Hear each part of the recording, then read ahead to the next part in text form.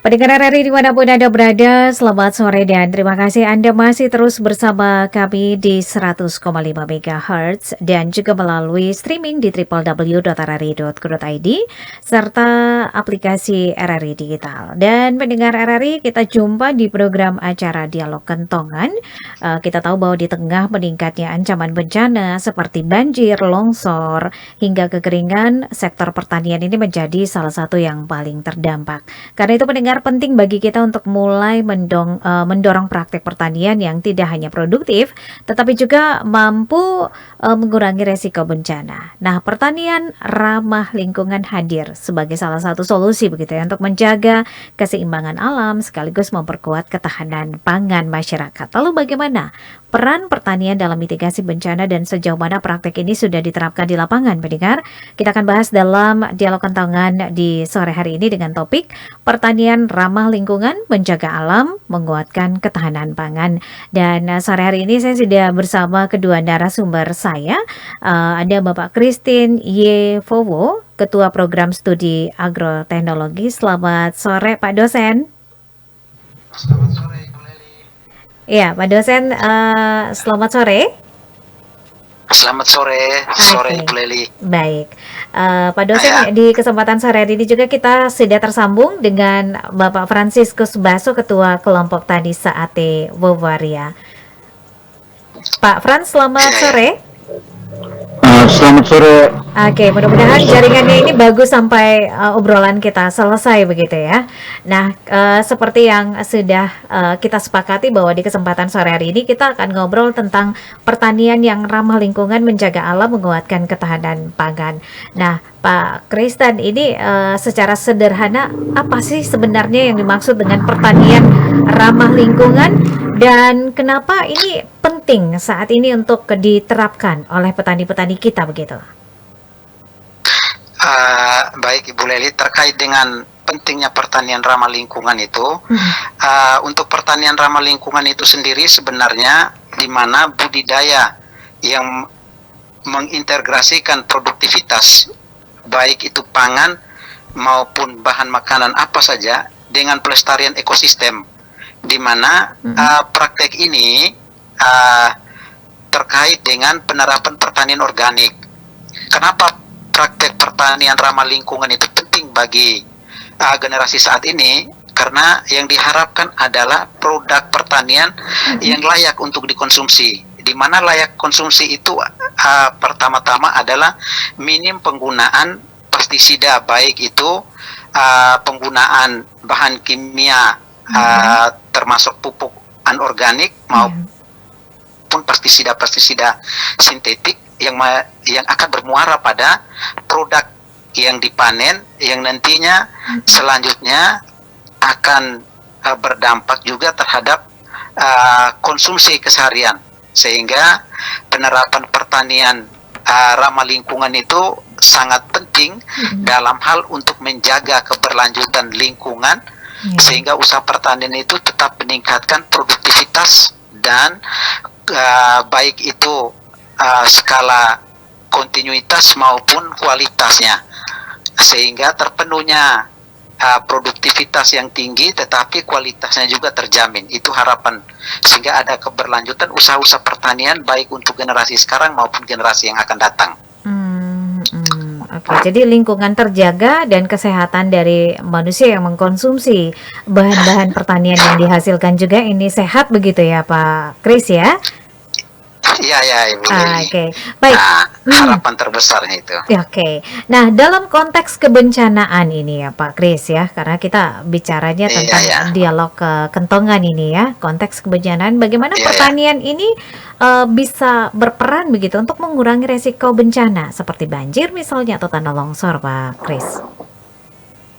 Oh ya, baik Ibu Leli, terkait dengan penerapan pertanian ramah lingkungan ini untuk meminimalisir, di mana ketika kita menggunakan atau menerapkan teknologi pertanian organik atau di mana penggunaan bahan-bahan lokal itu memberikan kemampuan terhadap sifat fisik dari tanah, terutama tekstur maupun struktur. Ketika tekstur dan struktur itu secara baik, maka kemampuan tanah untuk menyerap air itu akan lebih besar. Berbeda dengan ketika penggunaan bahan kimia yang berlebihan yang nantinya akan bermuara terhadap tingkat kepadatan tanah itu akan makin tinggi sehingga kemampuan tanah untuk menyerap air itu kecil. Nah, atas dasar itu yang menyebabkan terjadinya banjir dan lain sebagainya. Karena apa? Karena kemampuan tanah untuk menyerap air itu tidak mampu, di mana karena kondisi fisik, baik itu struktur maupun tekstur. Peran dari pertanian ramah lingkungan ini, terutama penggunaan bahan-bahan lokal atau bahan-bahan organik, itu harapannya untuk menciptakan kondisi tanah yang layak bagi pertumbuhan tanaman yang ada di atas tanah maupun yang ada di dalam tanah, terutama mikroorganisme, sehingga kemampuannya bisa memberi ruang-ruang untuk penyerapan air dan penyimpanan air di dalam tanah. Oke. Itu mungkin Ibu Leli. Oke, jadi sehatnya dapat untuk manusia, tanah juga sehat begitu ya Pak Kris ya? Iya. Aha. Ya. Nah, kita sudah ketahui ya bahwa dampak positifnya ini cukup bagus begitu ya, cukup banyak begitu ya yang akan dirasakan oleh manusia, tidak hanya kita saat ini tetapi anak cucu kita ke depannya ya, kita jaga alam kita begitu. Iya, Nah, apakah praktek pertanian yang ramah lingkungan ini sudah banyak begitu diterapkan atau dipakai oleh petani-petani kita begitu Bapak Kris? Baik, terkait dengan praktek penerapan pertanian ramah lingkungan ini, sebenarnya untuk di daratan ND khususnya sudah sebagian besar menerapkan, di mana kita punya kegiatan sebelum juga terkait dengan pengembangan ubinobosi, itu juga penerapan pertanian organik atau ramah lingkungan dengan memanfaatkan bahan-bahan lokal atau limbah tanaman itu yang dimanfaatkan sebagai pupuk organik. Lalu terakhir ini juga ada penerapan pada kelompok tanaman pangan khususnya padi sawah di Kecamatan Waria. Itu juga sudah menerapkan pertanian organik atau yang prinsip dasarnya ramah lingkungan, di mana meminimalisir penggunaan pupuk kimia organik gitu. maupun pestisida sintetik untuk pengendalian hama dan penyakit. Jadi secara keseluruhan sebenarnya sistem pertanian yang ramah lingkungan itu sudah hampir sebagian besar diterapkan dan juga digalakan di Kabupaten ND. Hanya masih perlu pendampingan secara terus-menerus, masih perlu sosialisasi. Harapannya kita bisa meningkatkan kualitas lingkungan maupun kualitas produk yang dihasilkan. Mungkin itu Ibu Leli terkait dengan penerapan pertanian organik di Kabupaten ND. Dan biasanya itu bahan-bahan makanan yang dikelola secara organik begitu, itu biasanya lebih mahal ya begitu ya Pak Kris ya? Ya, sebenarnya Ibu Leli seharusnya produk yang dihasilkan dari bahan atau penerapan sistem pertanian organik atau ramah lingkungan itu lebih mahal, karena ketika kita berbicara kualitas, otomatis berarti dampaknya terhadap harga gitu kondisi ya. tubuh bagi yang si konsumsi. Betul Ya. sekali. Karena ini untuk kembali kesehatan kita begitu ya Pak Kris ya. Ya. Yang menjadi persoalannya sehingga penerapannya pertanian ramah lingkungan itu masih kelihatannya biasa-biasa saja, karena pertama juga yang menjadi kendala serius, kita belum memiliki pasar di mana untuk bisa memasarkan terkait dengan produk organik. Iya. Itu juga ketika pasar itu sudah menyediakan atau ada produk organik yang ada tempat khusus begitu ya. Berarti otomatis nilai harga jualnya dengan sendirinya berdasarkan kualitas. Hanya petani masih masuk pada pasar-pasar lokal yang mana masih penerapan yang sifatnya pertanian organik maupun non organik masih dalam satu pasar, sehingga bercampur aduk persaingan begitu antara ya. harga itu yang jadi persoalan serius bagi pengembangan usaha pertanian yang ramah lingkungan saat ini. Oke, jadi ini memang harus gencar begitu ya, memberikan edukasi dan sosialisasi agar masyarakat itu paham. Jangan sampai tergiur karena murah begitu ya. Saya beli ini kok harganya segini, tapi kok harga sayur yang sama di sebelah kok lebih mahal. Ternyata itu bedanya begitu ya. Ya, Aha. ya, ya, Oke, ya, baik, Pak Kris. Ini kita ke ya. Bapak ini dulu ya, Bapak Franz dulu ya. Bapak Franz Baso juga sudah Ya, ya. bersama kita sedari tadi nih. Pak Franz, selamat sore kembali.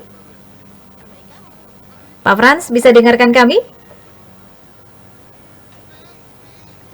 Pak Franz, apakah bisa mendengarkan suara RRIND, Pak Franz? Pak Franz masih malu-malu ini di sana ya, Pak Kris ya. Oke, kita kami jaringan mungkin ini ya. Oke, saya akan coba menghubungi kembali nih Pak Franz untuk bisa ngobrol lagi ya dengan kita ini bagaimana Pak Franz. Oke, sudah tersambung. Pak Franz, selamat sore. Pak Franz, selamat sore. Selamat sore, Bu.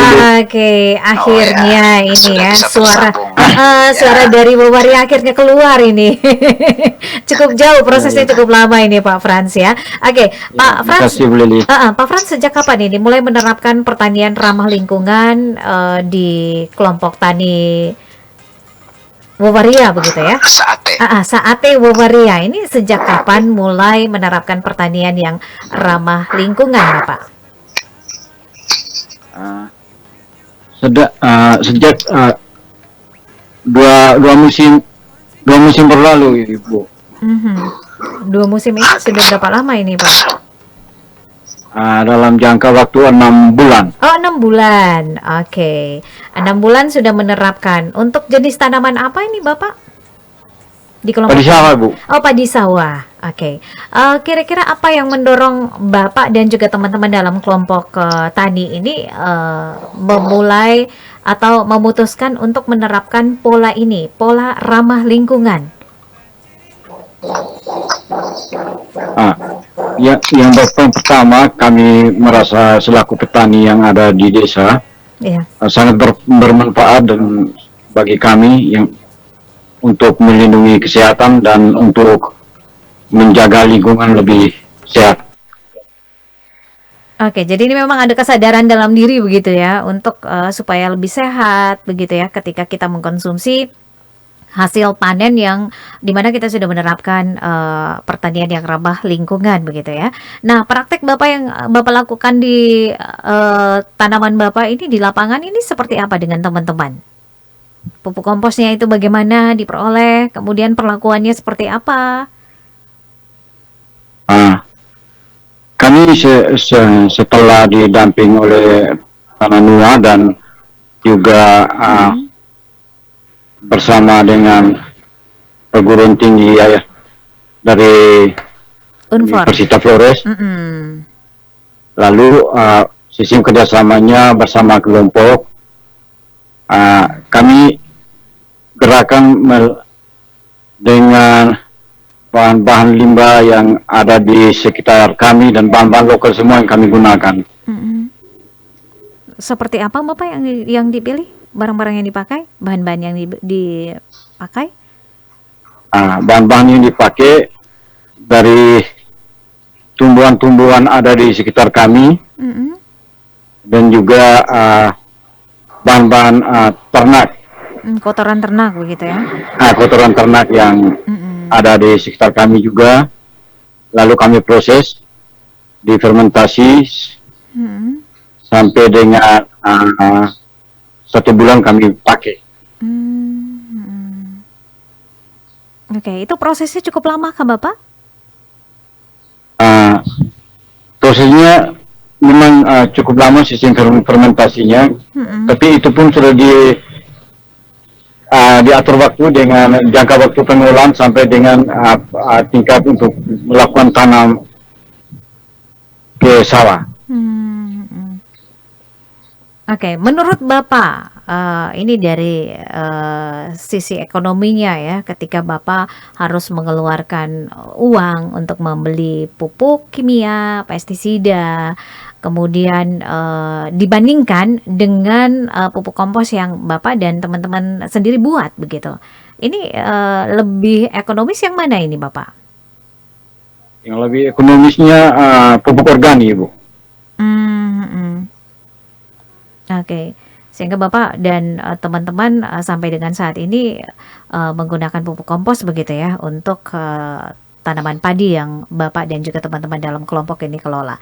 Oke, baik. Bapak Kris dan juga Pak Franz, kita break dulu. Kami punya satu tembang ini sebagai ucapan terima kasih dari RRI ND untuk Bapak berdua yang sudah meluangkan waktu untuk bisa ngobrol dan juga berbagi bersama RRI. Kami minta untuk tidak matikan telepon karena selepas tembang ini kita akan kembali ngobrol begitu ya dengan topik yang sama. Siap ya Bapak berdua ya? Siap, Bu Leli. Oke deh, kita ke Audi. Temu ya aku. Siap.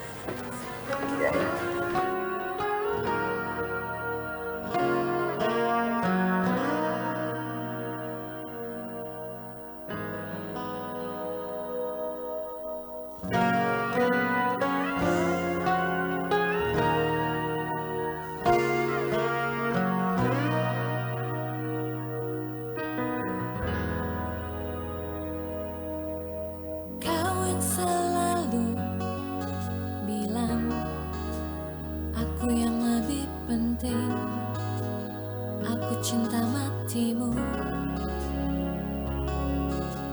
Kau tiba-tiba hilang, sudah berhari-hari, apa kau dapat pesanku? Dan aku menunggu, terus menunggu, hanya untuk memelukmu seratnya.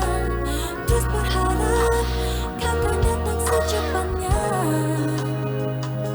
secepatnya. Temui aku di tempat biasa, jangan kau terlambat, waktuku tak banyak. Aku takkan bisa bila kau tak datang. Semangatku hanya tinggal saat ini.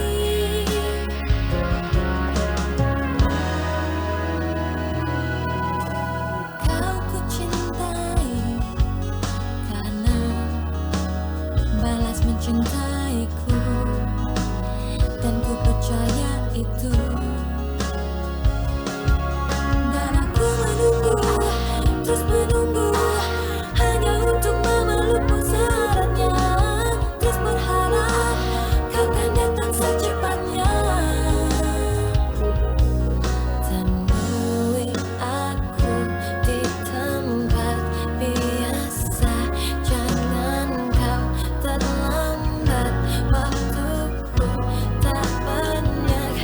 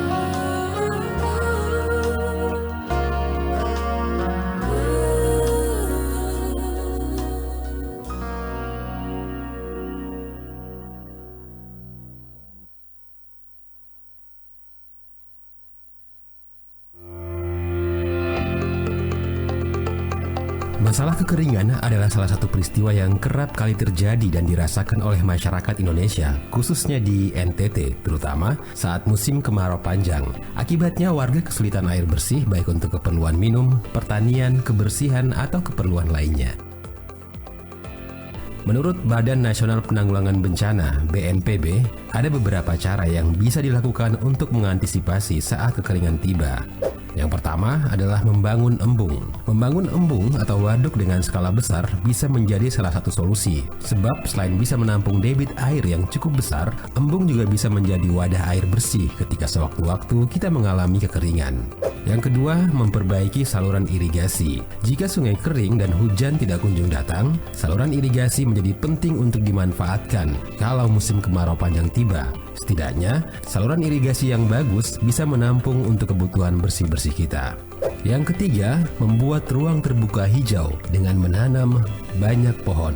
Menanam banyak pohon dapat mengantisipasi kekeringan, sebab pepohonan dapat menyerap air. Yang keempat, antisipasi pendangkalan waduk atau sungai. Memperdalam waduk atau sungai yang sudah dangkal menjadi salah satu alternatif. Sehingga dengan semakin dalamnya sungai atau waduk, air akan tertampung baik dari curah hujan maupun dari sumber mata air.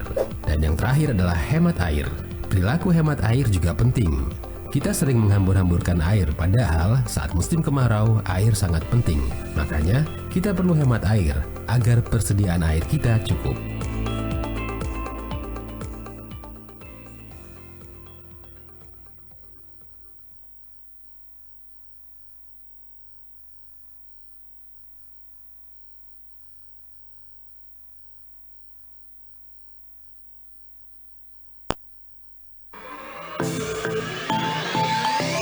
rri.co.id, media radio berita online terpercaya. Berita terkini dari seluruh Indonesia, tampilan baru dan fresh. Bagian dari sistem Big Data dan Artificial Intelligence RRI menjadikan rri.co.id mudah diakses. rri.co.id, akurat, terpercaya.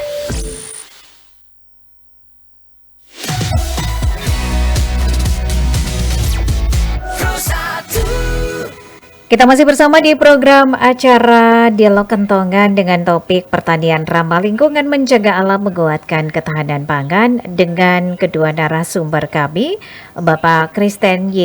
Fowo, Ketua Program Studi Agroteknologi, dan juga Franciscus Baso, Ketua Kelompok Tadi Saate Wovaria. Sudah kembali bergabung bersama RRI ND. Selamat sore Pak Frans dan juga Pak Kris. Selamat sore. Ibu Leli. Oke, baik, kita lanjutkan kembali nih obrolan kita ya di kesempatan sore hari ini masih dengan topik yang sama. Nah, Pak Kris, tadi sudah disebutkan ya beberapa daerah yang kemudian mungkin sudah berkolaborasi kerjasama begitu ya dengan Universitas Flores untuk bisa menerapkan pertanian yang ramah lingkungan ini. Kira-kira menurut Anda Pak Kris ya, kendala utama yang dihadapi oleh petani itu seperti apa sehingga masih belum banyak yang beralih ke pertanian ramah lingkungan begitu Pak Kris? Baik. Ibu Leli, terkait dengan kendala utama penerapan pertanian ramah lingkungan itu, yang pertama sekali di tingkat petani, ya di tingkat petani, karena di mana ketika dia mau menerapkan pertanian yang ramah lingkungan, yang penggunaan bahan-bahan terkait dengan pupuk maupun pestisida yang organik, berarti membutuhkan waktu dan membutuhkan jumlah yang lebih banyak terkait dengan penggunaan pupuk maupun pestisida, sehingga terkendala utama itu adalah petani. Di tingkat petani sudah terbiasa dengan pola yang instan, dalam artian ketika dia membutuhkan pupuk, dia cukup dengan membelikan pupukan organik. Itu juga dengan dimana pupukan organik itu tergolong beberapa kandungan unsur hara yang jumlahnya lebih besar, sehingga dalam jumlah sekilo bisa dibandingkan dengan pupukan organik itu bisa dengan 3-40 kilo. Lalu terkendala lain sehingga penerapan pertanian ramah lingkungan itu juga masih memiliki kendala yang utama di tingkat petani, karena produk yang dihasilkan, produk pertanian yang dihasilkan terutama pangan, nilai jualnya sama dengan yang non pertanian ramah lingkungan, yang tidak pengembangan pertanian ramah lingkungan, sehingga dengan usaha yang lebih besar terkait dengan pengolahan pupuk organik, lalu menjaga kualitas produk, tetapi hasil jualnya, nilai jualnya itu sama dengan ya. dengan pertanian konvensional itu, pertanian modern, terutama dengan penggunaan produk-produk anorganik itu juga yang menjadi kendala utama. Lalu juga terkait dengan kendala lain, perlunya demplot atau dampingan terkait dengan pengembangan pertanian yang ramah lingkungan. Karena di mana mau tidak mau, suka tidak suka, ketika kita mau berpikir bahwa pertanian itu yang sifatnya akan berlanjut, alternatif dan pilihan itu adalah pertanian yang ramah lingkungan, sehingga bisa berlanjut untuk anak cucu yang nantinya akan mengusahakan pertanian ini. Jadi itu terkait dengan penerapan pertanian ramah lingkungan. Mau tidak mau, suka tidak suka, kita memang harus beralih untuk menjaga pertanian yang sifatnya meningkatkan produktivitas, tetapi tetap harus menjaga kualitas yang keberlanjutannya terhadap produk maupun lingkungan. Jadi ada dua kendala yang terbesar tadi yang seperti yang sudah saya sampaikan. Kendala pertama itu adalah ketika dia menggunakan bahan lokal, itu dia membutuhkan waktu untuk proses fermentasi, pengolahan. Sedangkan ketika petani yang sifatnya modern, supaya lebih cepat, berarti dia akan memperoleh pupuk kimia tadi. Itu kendalanya, karena kandungan pupuk kimia jauh lebih besar dari kandungan pupuk organik. Lalu kendala yang dihadap yang paling serius adalah terkait dengan nilai jual produk pertanian yang ramah lingkungan atau pertanian organik. Itu nilai jualnya sama dengan harga jual, terutama sama dengan yang pertanian yang modern saat ini, penggunaan pupuk dan pestisida organik. Itu juga yang menjadi persoalan yang serius sebenarnya. Mungkin itu untuk sementara, Kak Leli. Tetapi kalau misalnya mau dilihat, ya manfaat yang paling besar ya yang bisa kita rasakan adalah ketika kita membeli produk-produk yang menggunakan pupuk-pupuk organik begitu ya, itu lebih sehat dan juga lingkungan kita lebih ini ya. Berarti harus sesering dan harus gencar begitu ya untuk melakukan edukasi kepada masyarakat ini, Pak Kris. Ya, Ibu Leli, harus melakukan sosialisasi, edukasi, dan pendampingan secara terus-menerus, sehingga sedikit demi sedikit bisa memperbaiki atau beralih dari pertanian yang penggunaan pupuk kimia atau produk-produk kimia terkait dengan kebutuhan unsur hara maupun pengendalian hama penyakit yang menggunakan pestisida sintetik itu, untuk bisa beralih. Itu membutuhkan waktu yang sedikit demi sedikit harus ada pendampingan, sosialisasi, praktek-praktek langsung dengan kelompok-kelompok kecil di tingkat masyarakat, terutama petani.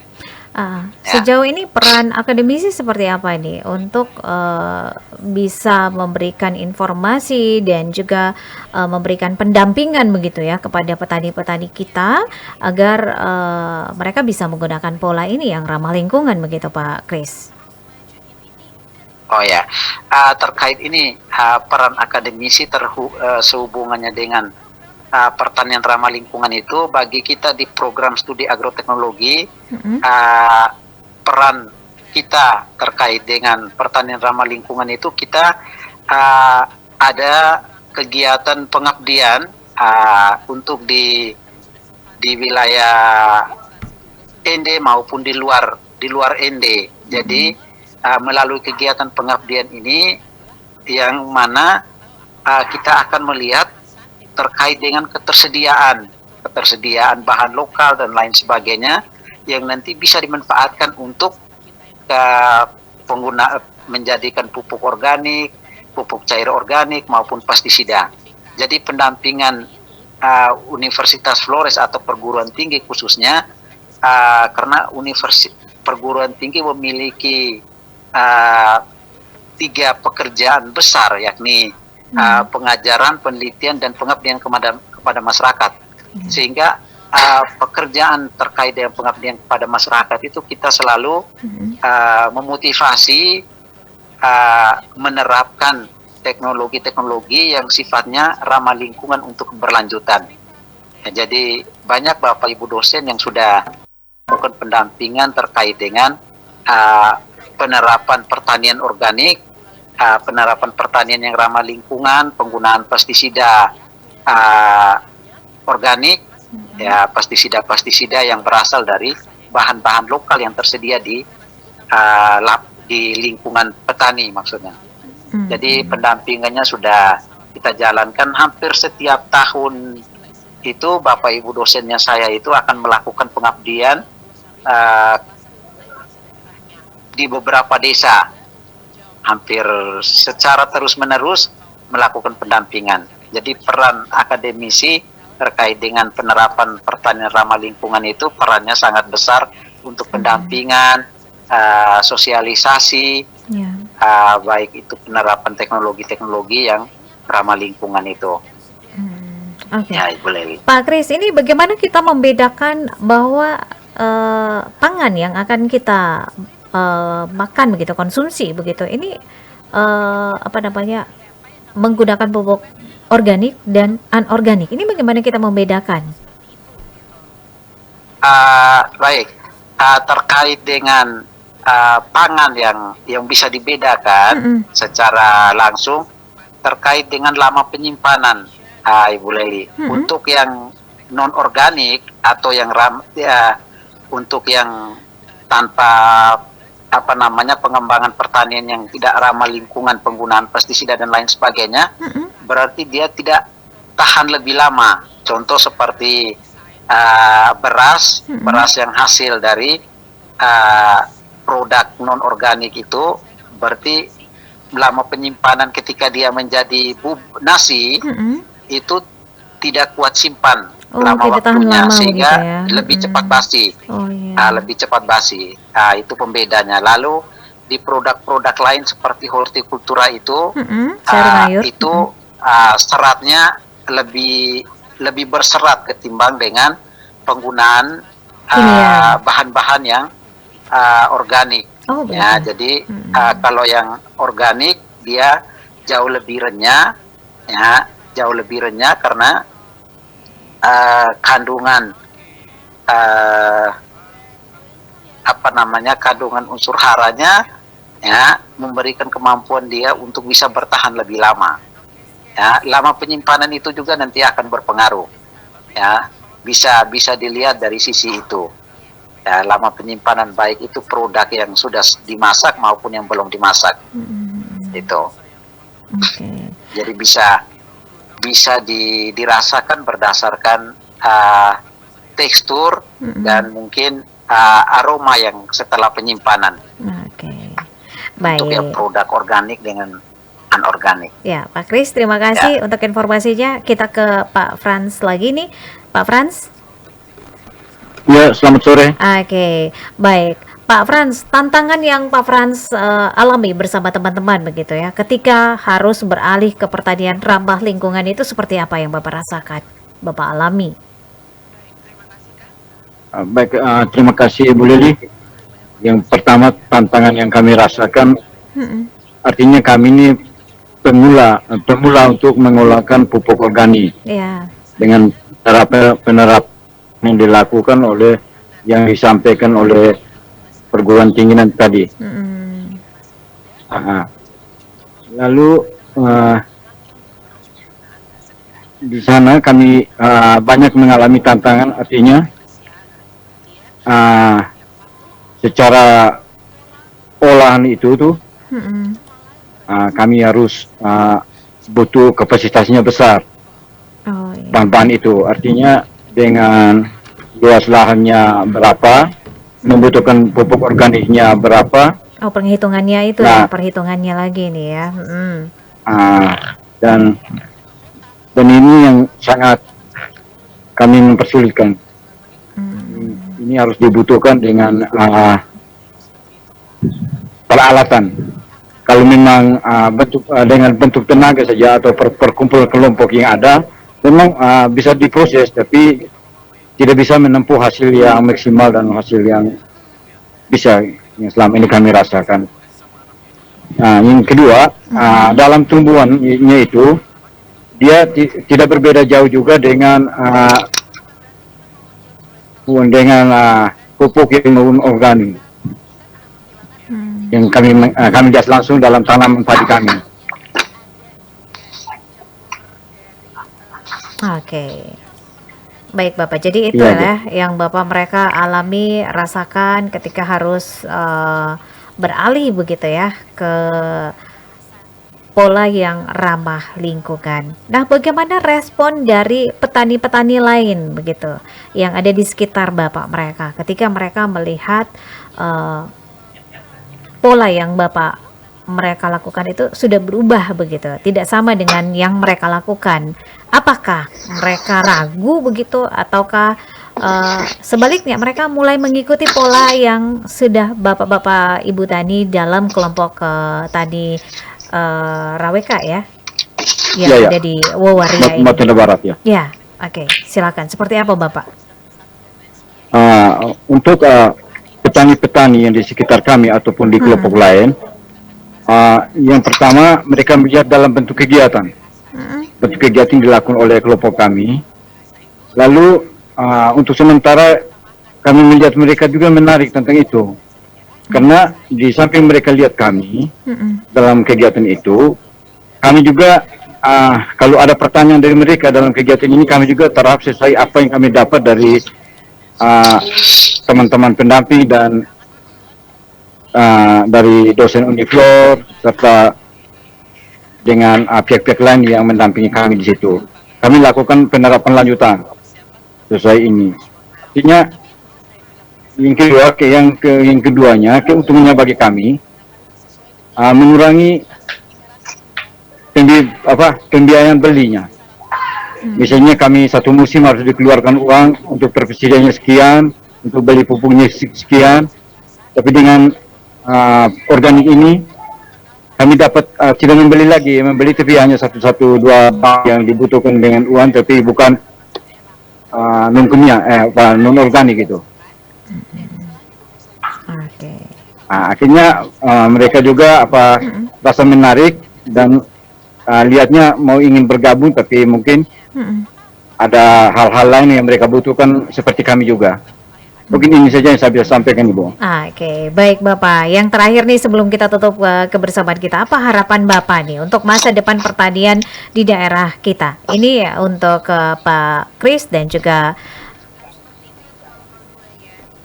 Pak Frans begitu ya. Ini pertanyaan yang sama untuk berdua. Silakan, Pak Frans dulu mungkin. Apa harapan Bapak? Baik, terima kasih Ibu untuk harapan saya selaku pengurus kelompok dan kelompok yang ada di Desa Natuna Barat. Yang pertama, bagi pupuk organik ini sangat bermanfaat untuk kelanjutan untuk melindungi kesehatan kami dan mengurangi pengeluaran ekonomi kami. Ya. Jadi harapan besar kami bagi pihak-pihak untuk melibat dalam mendukung kegiatan kami ini, dan kami sangat harap bisa membantu kami. Yang kedua, kami kurang seperti yang saya sampaikan tadi, kalau memang proses pupuk organik ini tidak bisa diolah pakai tenaga, paling tidak kami membutuhkan peralatan. Jadi kalau memang ada diperhatikan dari pihak lain, dari sisi pemerintah ataupun pihak-pihak yang bisa mendukung kami dalam kegiatan ini, kami sangat berterima kasih dan kami menerima untuk membantu kami. Mungkin ini saja yang kami bisa saya sampaikan, Ibu. Selamat sore. Terima kasih Bapak Frans ya. Kemudian Pak Kris, mungkin apa yang menjadi harapan Pak Kris untuk petani-petani kita untuk bisa terus menerapkan pertanian yang ramah lingkungan ini? Silakan Pak Kris. Baik Ibu Lili, terkait dengan harapan terbesar penerapan pertanian yang ramah lingkungan itu, di mana fokus utamanya itu tetap pada penerapan pertanian organik, ya, baik itu pemilihan pupuk maupun pestisida organik, ya, atau mengurangi ketergantungan produk pupuk kimia, sehingga sedikit demi sedikit ketika usaha pertanian itu dilakukan dengan bahan tambahan itu adalah produk organik, berarti dengan sendirinya kelestarian terkait dengan pertanian ramah lingkungan itu akan dijaga atau akan dijaga dan akan berlanjut tujuannya. Jadi harapan terbesar kita akan memulai bagi para petani, harapannya tetap akan didampingi terus memulai usaha pertanian yang ramah lingkungan dengan pemanfaatan bahan-bahan lokal. Ya. Lalu juga yang paling penting juga perlu adanya penerapan pertanian terpadu di dalam sistem pertanian yang ramah lingkungan itu. Terpadu yang artinya nanti di mana dalam satu hamparan itu ada pertanian, ada peternakan maupun perikanan, sehingga limbah dari pertanian itu dapat dimanfaatkan untuk ternak, limbah dari ternak itu akan kembalikan untuk tanaman. Jadi itu yang harapan terbesar yang mungkin kita bisa sama-sama berkolaborasi dengan petani di tingkat desa, ya, supaya bisa menerapkan pertanian yang ramah lingkungan ini. Mungkin itu harapan terbesar dari kita semua, Ibu Leli. Oke. Baik Pak Kris dan Pak Frans, terima kasih untuk waktunya dengan RRI ND di kesempatan sore hari ini. Semoga apa yang menjadi harapan Pak Frans dan juga Pak Kris, dan ini juga menjadi harapan kita bersama begitu ya, agar bisa terus berlanjut begitu ya, pertanian yang ramah lingkungan untuk menjaga lingkungan dan juga ketahanan pangan juga untuk kesehatan kita ya. Oke, sekali lagi terima kasih, selamat sore dan sampai jumpa di edisi-edisi berikutnya. Kalau ada topik yang menarik yang perlu kita bahas, nanti kami hubungi kembali begitu ya Pak Kris dan juga Pak Frans. Terima kasih, selamat sore. Oke, terima kasih Bu Leli, selamat sore.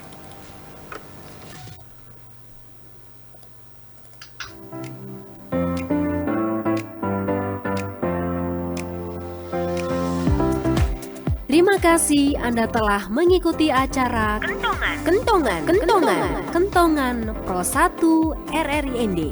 Karena sadar bencana, tanggung jawab bersama.